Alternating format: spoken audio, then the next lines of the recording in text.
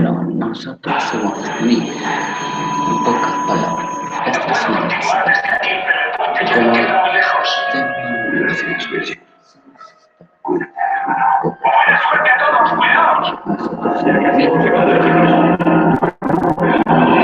Hi, my name is Gabe Newell, and welcome to Left 4 Dead 2. We love this style of zombie-driven cooperative gameplay.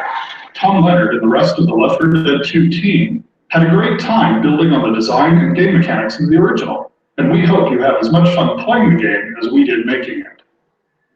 To listen to a commentary node, put your crosshair over the floating commentary symbol and press your use key. To stop a commentary node, put your crosshair over the rotating node and press the use key again. Some commentary nodes may take control of the game in order to show something to you. In these cases, simply press your use key again to stop the commentary. Please let me know what you think after you've had a chance to play Left 4 Dead 2. I can be reached at gaben@valvesoftware.com. I get about 10,000 emails each time we release a game. And while I can't respond to all of them, I do read all of them. Thanks and have fun. We did a lot of work in Left 4 Dead 2 to make every campaign unique in terms of flavor and gameplay. This drove our decisions in regards to locale, lighting, population, music, and events. We wanted to create a continuous set of locations proceeding through the South, with the goal of making each location iconic and evocative. We drew up an overall world map of our version of the South, and charted out a journey through a variety of locations. While each location has its own particular common zombie types, we further differentiated each campaign by creating uncommon zombies, which are thematically tied to that location. The uncommon zombies also have specific gameplay mechanics that make them unique. In each campaign, the music blended specific elements of the location with the central recurring Left 4 Dead theme. We also designed new elements in each campaign where the director could take control in interesting ways, be it weather, unique paths, or types of crescendo events and finales. Since players spend the vast majority of their time shooting the common infected, we wanted to improve the feedback and visceral nature of this experience. In Left 4 Dead 1, we provided only the ability to shoot off limb, with blood decals for bullet hits appearing only on the PC.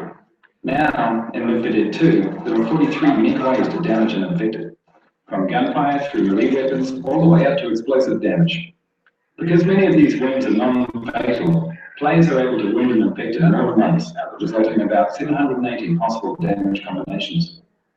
To create the appearance of the wound, we project a texture modified by an ellipsoid that culls the pixels of the wounded area from the infected, creating a cavity for the wound to fit into. To avoid memory overhead, instead of creating wound variants for each of the infected, the wounds are spawned as separate objects that work for the entire horde. Our scripting system allows us to spawn specific wounds from specific weapon heads. For example, the sniper rifle headshot explodes the head, and the axe creates a slash across the meaty areas of the body. The body piles were generated by tossing self-colliding ragdolls into a level in-game, then exporting out the result. We were able to use a debugging tool to drag them into artistic piles. Content creation at its most enjoyable. Unfortunately, the process was so efficient that it took only about 2 hours. The guiding sound design principles in Left 4 Dead, as well as Left 4 Dead 2, were to stay as organic as possible and to reflect the world within which the game takes place. For example, the monsters are all former human beings, grotesquely transformed. And as such, all of their vocalizations are human performances with very little effects processing, if any at all. The challenge with the new character sounds in Left 4 Dead 2 was to keep them clearly audible for gameplay, reasonably believable at unrealistic distances, and clearly identifiable as unique. The existing bosses already used the pitch spectrum for differentiation, so we expanded into more characterization. The charger mutters unintelligibly to himself, the spitter is trying to screech out the bottom hairball, and the jockey, well, who knows what he's on about.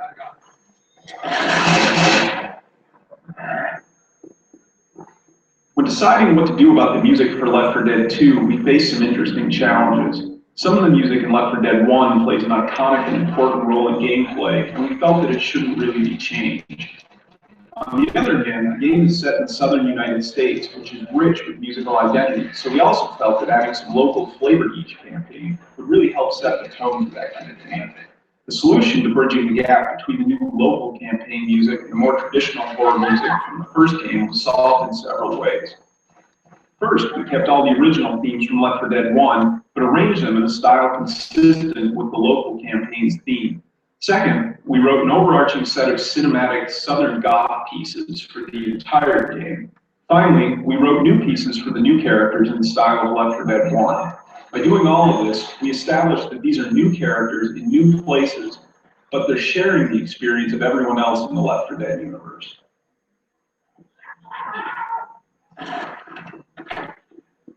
We wanted to invoke the feeling that the infected have lost their humanity and behave like feral animals.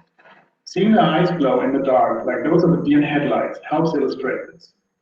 To create that effect, we authored the shader for the infected so that an artist could mark the regions that should reflect light towards the viewer and the texture. The artists quickly realized that they could also use this feature to make retro-reflective safety materials on clothing, which they put to use on several of the uncommon characters. You now see this effect on riot gear, cedar hazmat suits, and construction vests. As a side benefit, we found that the retro-reflective effect also helped players identify targets in very dark areas.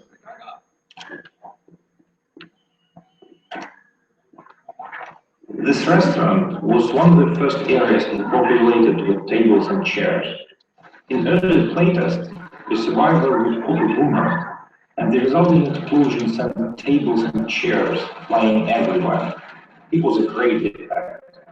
We decided to furnish a few more areas like this, so that more players would be likely to experience it at some point in the campaign.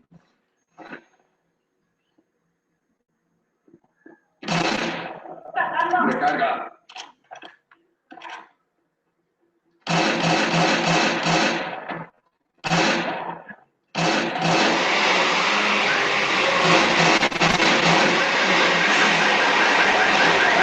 Platform has always been a South Freezer, but in Left 4 Dead 1, we were forced to use vectors and ships and the platform has always been a South Freezer, but in Left 4 Dead 1, we were forced to use vectors and ships and detection with largest speed to perform systems.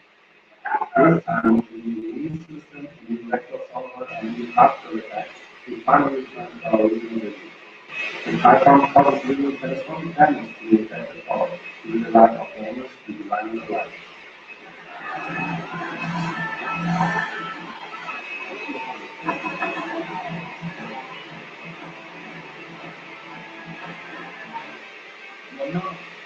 No simplemente nos dijo de qué se trata el juego.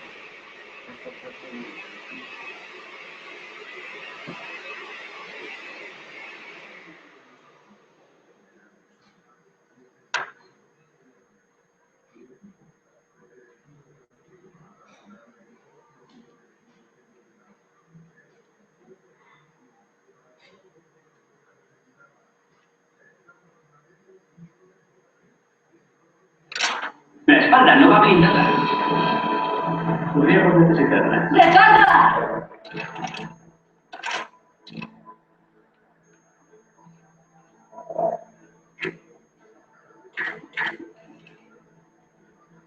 In Left 4 Dead 2, we wanted to give players who were looking for a narrative a little more. To do this, we introduced the 4 survivors to each other and the infection as we begin the game. This lets us see the world changing through their eyes, and the world is changing. Each new campaign shows a different stage in reaction to the infection. We start with Ceda's naive, underwhelming response, and end with the military's cold but needed resolve to save only those they can. We also connect each campaign. So while you know the escape of Whispering Oaks and Dark Carnival, you also know that this is one escape of many, and your journey to safety in New Orleans. Time does pass between campaigns, but each campaign starts with the previous rescue vehicle. We also continue to spread hints and clues to the infection. There is more story in the dialogue this time around, but players should still search for and read graffiti and notes in the world. Observant players of Left 4 Dead will notice some tie-ins to the story, as both games are set in the same world.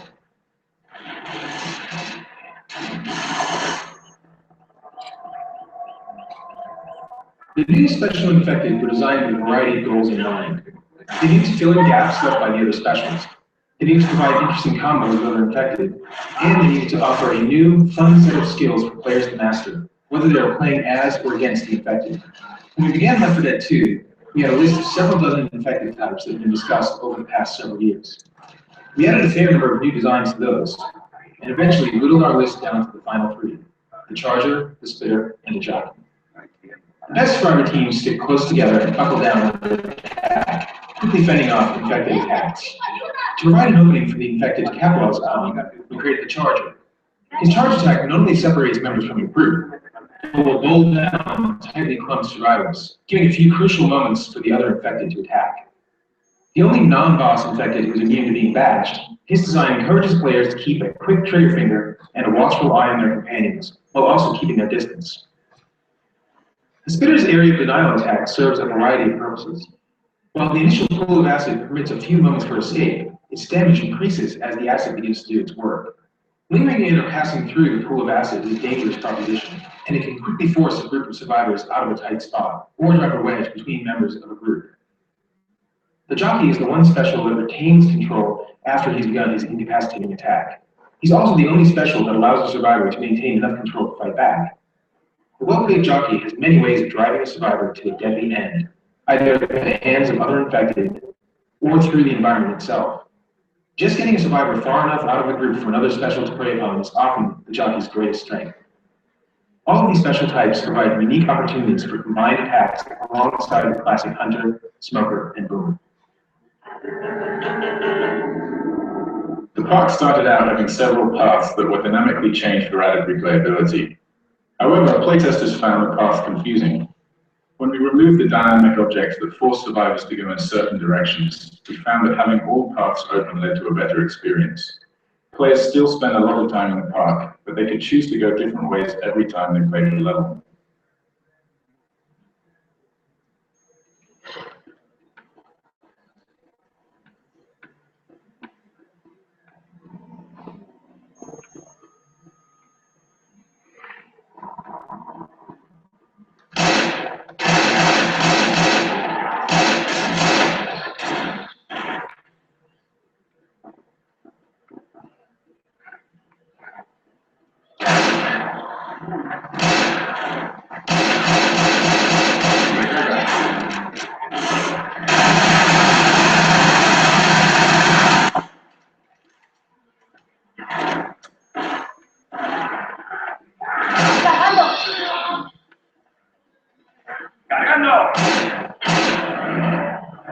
With the added variety of weapons in Left 4 Dead 2, we wanted to encourage players to scavenge weapons and switch between them frequently. We found that placing ammo piles scattered through the level fought against this goal, as players tended to find one gun they liked and then never switch, as long as they had practically endless ammo. We experimented with removing ammo piles from most of the environments, so that the only way to get more ammo was to find a new gun, and we immediately saw players switching weapon types more frequently. We also experimented with giving players deployable ammo packs, similar to the upgrade packs, such as the incendiary and explosive ammo that are in the game today. Carrying an ammo pack was perceived as being less valuable than carrying a health kit, though, and many players bypassed the item, counting on finding another gun along the way. We found it was important, however, to continue to place ammo piles in the finale areas, to give players a home base to fight from in longer set-piece battles.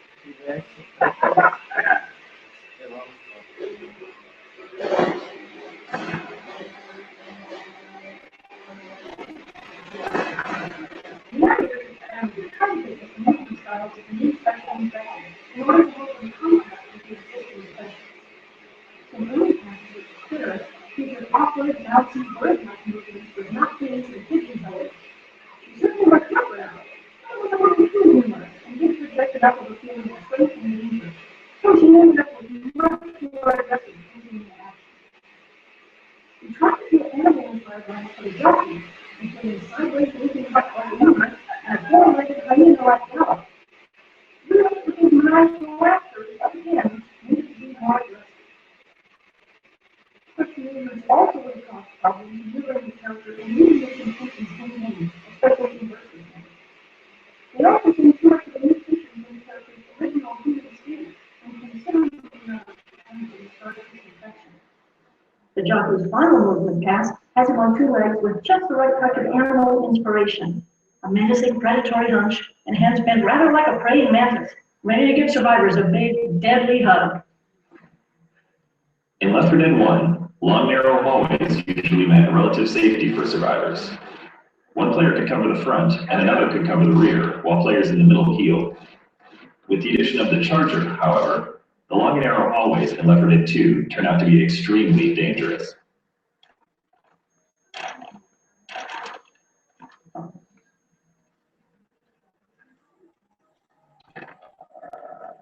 ¡Pistolas!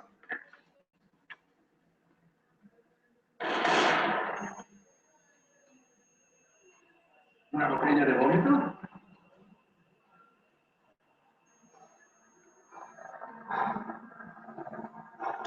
The two overpasses in this area continue throughout the rest of the campaign, and eventually meet up with the bridge that the survivors must cross to escape. Initially designed the campaign, we planned for these overpasses to guide players to their eventual goal.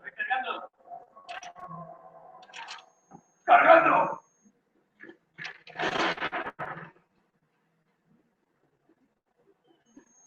Joder, son personas. Estaban disparando personas. Dice que me daba mala espina. Área restringida.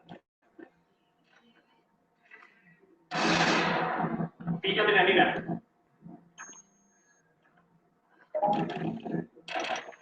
Cuando se abre la puerta, corremos hacia la torre. No te quito mano. The alarm snare at the bus station was the first Left 4 Dead 2 crescendo event to feature the gauntlet mode, where players must navigate along a path to deactivate the zombie rush. This proved to be a successful approach to countering the camping strategy of finding an optimal corner and holding out.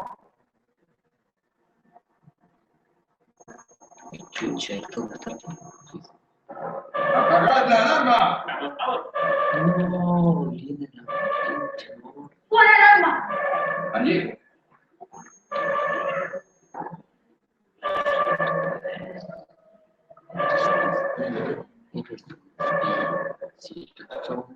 Left 4 Dead 1 had a good, fictionally justifiable cast of guns, the M16 being a standard police military weapon, for example. In Left 4 Dead 2, we had the opportunity to do something a bit less generic and use some more interesting guns, while still being aware that we had to justify their place in the game. The desert rifle, for example, is used to suggest that the military rerouted guns meant for the Middle East back to deal with the domestic crisis, hence the desert camouflage scheme on the gun. The ever-popular AK-47, which is actually part AK-74, is so plentiful that it's easy to justify its appearance almost anywhere, whereas the silenced SMG is more of an underground, criminal-looking weapon, so it's interesting to think how this has found its way into survivors' hands. The hunting rifle from Left 4 Dead 1 is back, and we've added a military sniper rifle, which is double the clip size and is more of a straight semi-automatic assault rifle. Because Left 4 Dead 1 took place entirely during the battle, it was fairly straightforward to like the path we wanted to go with the day. For campaigns that take place during the day, we had to find other tools that were further along. The most valuable tools are visible landmarks, such as gas station signs, overpasses, debris, and smoke from wrecked aircraft.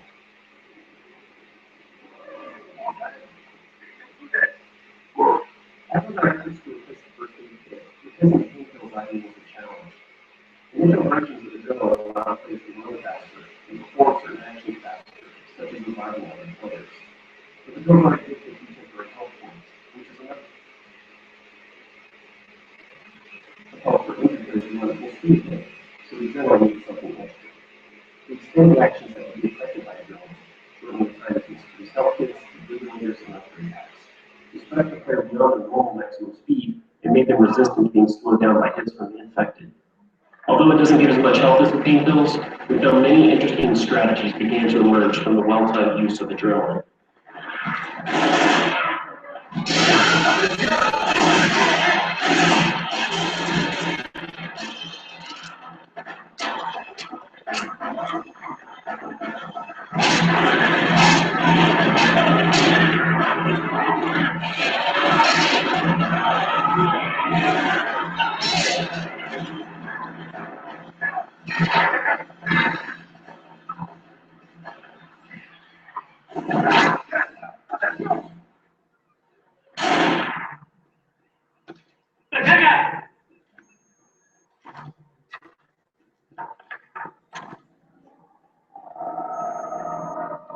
Ojo, bomba casera.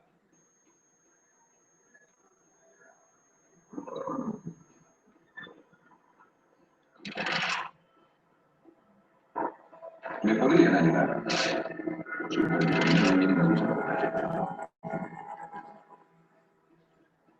Por los autobuses. Desfibrilador. As we added more special infected characters to Left 4 Dead 2, we faced a challenge in designing unique sounds for them that players could easily recognize and distinguish from the other specials and from the common infected. In Left 4 Dead, the 4 male specials each had both a distinct tonal range and a character attribute to keep them unique. For instance, the Boomer's vocalizations were kind of a slow, deep, bassy, gastric horror. As we added the new specials into the mix, it became increasingly difficult to avoid impinging on the sonic space of the previous specials. We found that we couldn't rely so much on using the tonal range for distinction, and instead had to work harder on characterization to help introduce clearly. For example, the jockeys in the high, bright tonal range, smokers, and even like the hunter. It seems the infection has left his brain in a constant state of stereomania, whose vocalization is clearly apart from those specials. Sometimes it can sound to find characterization that can lend itself to both the special's acting and either emotion tones. For instance, with the charger, we started out with a non-verbal hungry muttering, kind of a breaking bark that we all liked. So the personality of the vital state was interesting and distinct. We found that we needed to ramp the vocalizations up to a more sustained yell for the fact to get the right sonic intensity for these events. In subsequent playtests, however, we found that players were often surprised with that. They considered the component of the aggressive tactics from the point that he sees them to be charged, and since he would generally see players before they saw him, they didn't have a chance to connect him with the angry, non-verbal mutterings of his idle state. So we ended up recording new vocalizations for these states, mixing in elements of his more strident calls and yells amid the breaths and barks of his idle states, so that players could more readily make the leap to recognizing a lurking charger in the vicinity.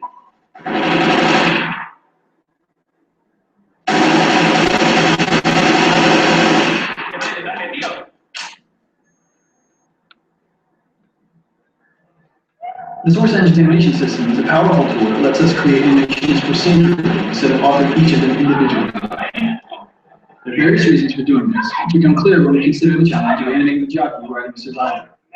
At the start of the jockey's design, we wanted the survivor to be able to fight back to some degree. With that in mind, we decided it would be vital for the survivor to know the jockey's intent, regardless of how successful he was at acting on it.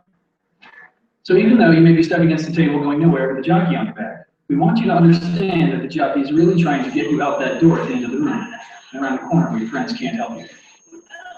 To accomplish this, we implemented a system of animation layers for the survivor that would work in conjunction with the jockey. These layers are attached to different controls that the code interacts with, called host parameters. The first layer consists of the survivor's upper body from the waist up, which allows the survivor's reactions to work in sync with the jockey's motion. The second layer is the survivor's locomotion, constrained to the lower half of his body from the waist down.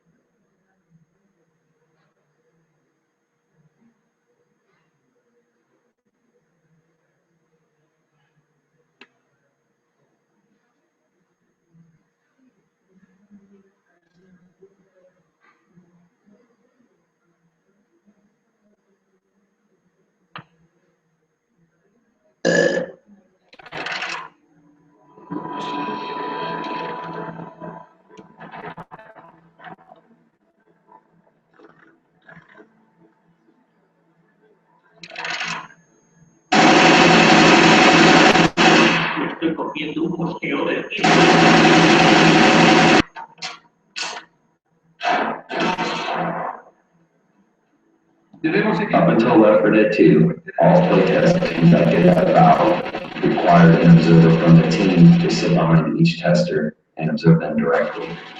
For Left 4 Dead 2, we developed a system where a single observer could view each playtester's screen in parallel with webcams that captured the playtester's reaction.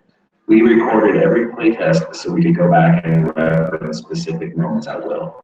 This meant that most of the team could continue working during the playtest, which often takes several hours out of every day.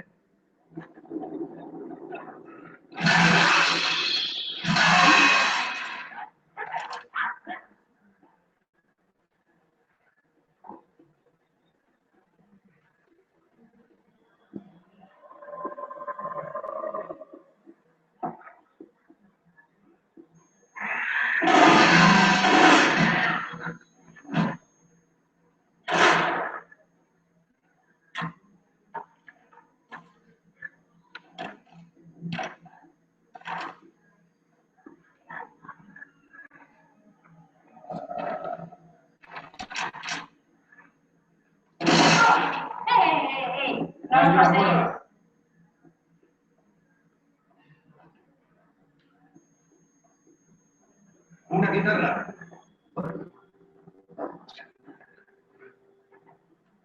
This drop onto the bus shows a good example of what we call a return. If the survivor walks on top of the bus, he has a height advantage against the infected. However, the smoker can pull the bus, so that he has to go around and up the stairs to get back with the rest of the team.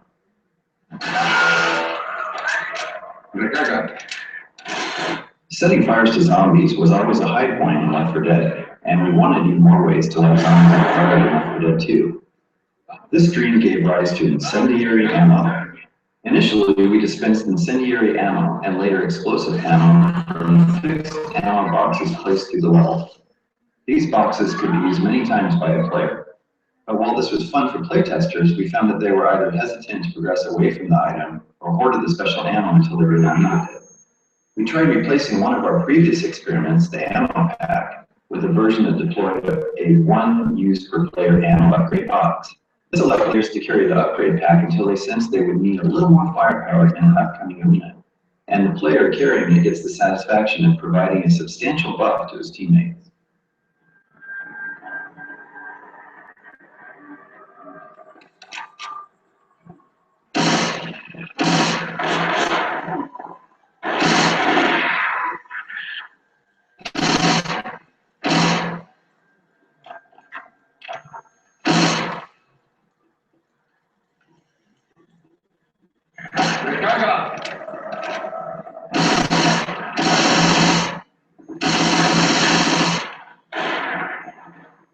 ¡Niño, balas explosivas!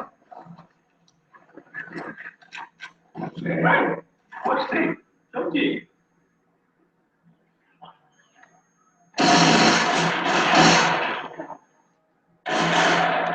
As with the smoker, the spitter has a gameplay style which necessitates making her more visible to the player at a distance. Since the spitter's strategy is to hit and run, striking at the survivors from far away, we needed distinct visual markers to differentiate her in the dark spaces during the chaos of combat. To this end, we concocted a glowing drool that would illuminate her and create a sharp contrast to the other game colors, while playing off the green death motif associated with the infection. The trail she leaves, which is visually similar to a projectile attack, allows players a brief chance to track her movements when she retreats to hide.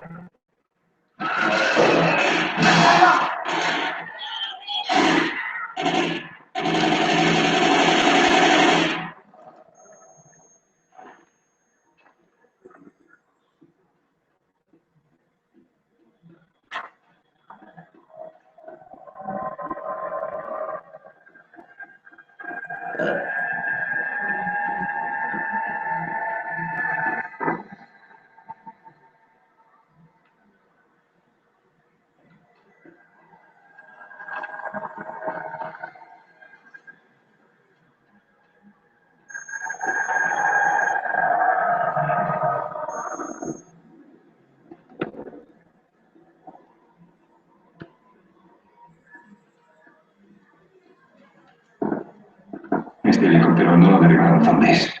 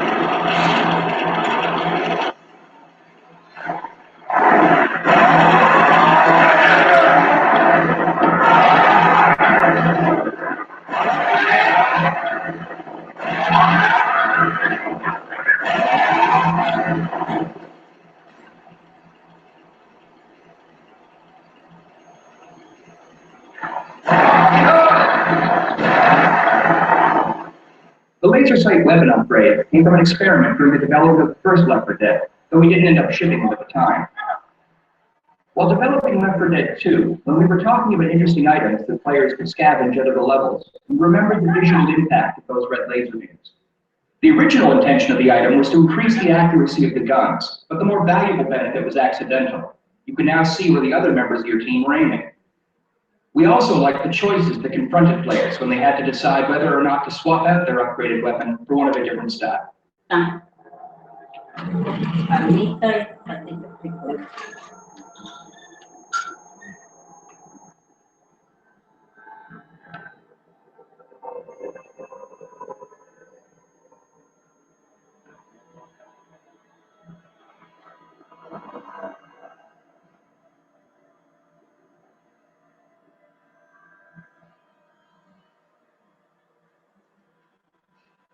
Joder, la empeño.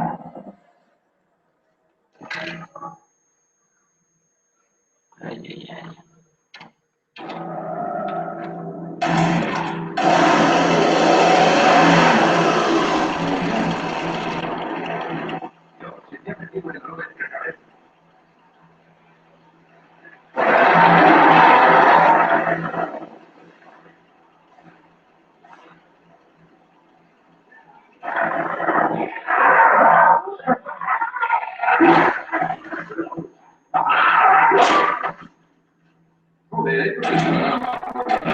After Left 4 Dead 1 shipped, we wanted to experiment with an optional crescendo event. The impound mod is the final version of that experiment. It's difficult for a survivor team to navigate through without setting off a single power line. And if they manage it, the experience of carefully sneaking through an obstacle course full of traps is itself quite rewarding.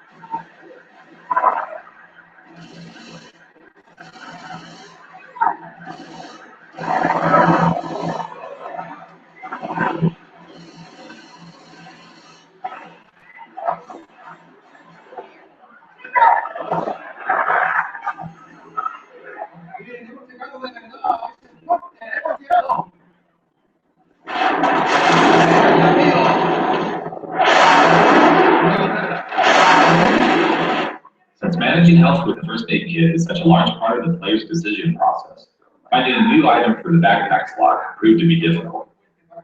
We wanted the new item to be as valuable as a health kit in certain situations and have a big benefit for the team, as opposed to being merely another offensive weapon. It needed to have a user interface similar to the health kit, requiring a target and an action that takes some time to perform. We also liked the idea of an item that would act like a get-out-of-jail-free card, an insurance policy in case of a tank or witch attack. Our exaggerated version of a hospital defibrillator immediately conveyed the purpose of the item. Plus, it gives the survivors a chance to yell clear. Something that was always sad for us to watch in Left 4 Dead was that players would always choose an optimized path through a level once they played the map a couple times. That meant the hard work we put into other areas of the map would never be seen.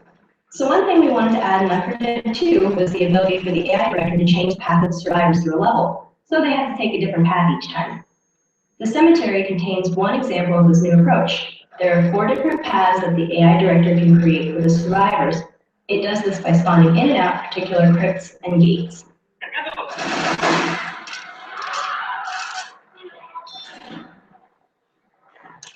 Recarga.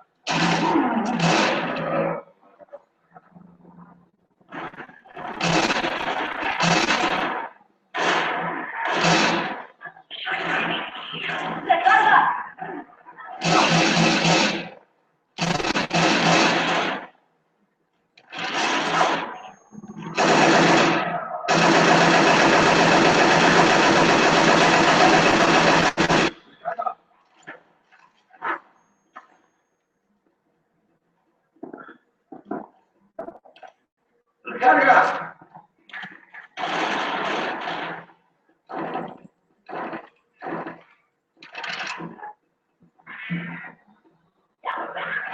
Recarga.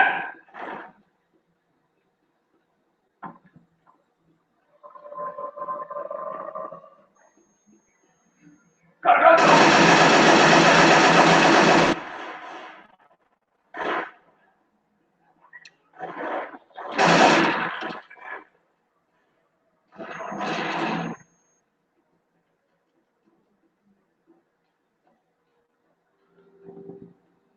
¿Tu vas a hacer una cosa?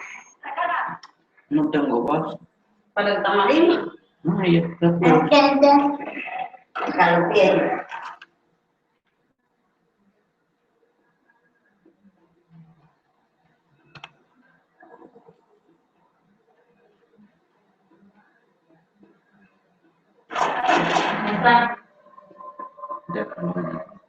¿Para qué cierras la ventana, George? Hay calor. a mí me gusta.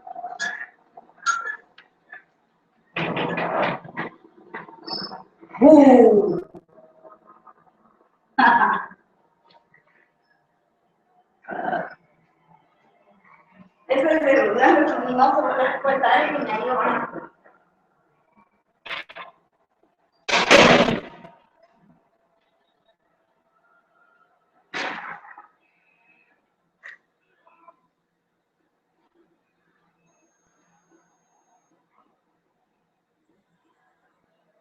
Un machete. Pillo machete. When we began development on Left 4 Dead 2, we decided early on to cast a totally new band of survivors in the lead roles. This involved extensive concept sketches and a period of evaluating actors with the help of several talent agencies. Once the actors were cast, we brought them in for a full costume photo shoot and conducted 3D scanning of their facial features. This reference was then used by our artists to create high-detail digital sculpts, which form the basis of our in-game characters. The goal from the beginning was to provide the player with a lineup of believable survivors, real people juxtaposed against extraordinary situations. ¿Me podrían ayudar? Súper que primero viene la lucha perfecta.